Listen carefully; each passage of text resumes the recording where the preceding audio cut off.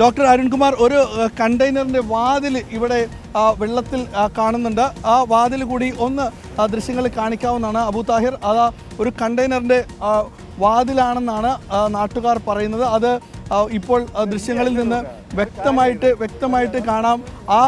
അതിനുശേഷം ഇവിടെ കണ്ടെയ്നർ ഒഴുകി പോയി എന്നാണ് പറയുന്നത്. ആ കണ്ടെയ്നറാണ് പിന്നാമ്പുറത്തൊക്കെ ഇങ്ങനെ ഒഴുകി നടക്കുന്നത്. കൂടുതൽ കണ്ടെയ്നറുകൾ കൊല്ലം തീരത്തേക്ക് ഇങ്ങനെ എത്തുന്നു എന്നുള്ളതാണ്. നമുക്ക് എൻ്റെ കണ്ണിൽ തന്നെ കാണാവുന്നതാണ്. ഇപ്പോൾ ഏകദേശം 3ഓളം കണ്ടെയ്നറുകൾ ഒഴുകി എത്തുന്നത് കാണാവുന്നതാണ്. കുറച്ച് ദൂരെ ആയതിനാൽ ക്യാമറയ്ക്കടക്കം അതൊരു പ്രയാസകരമാവുന്നതാണ് ഞാൻ മനസ്സിലാക്കുന്നത്. എന്തായാലും കൂടുതൽ കണ്ടെയ്നറുകൾ ചേട്ടാ ഇങ്ങനെ കണ്ടെയ്നർ വന്നപ്പോൾ പേടി തോന്നി?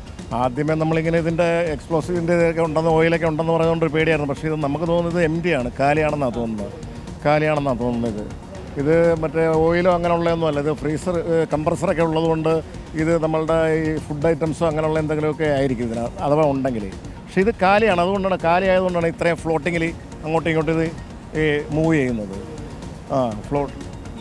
വരുന്നതും ചിലപ്പോൾ കാലിയാകാൻ തന്നെ കാലിയായതുകൊണ്ടാണ് ഇത്രയും വെള്ളത്തിൻ്റെ മുകളിൽ ഇത് പൊങ്ങി കിടക്കുന്നത്.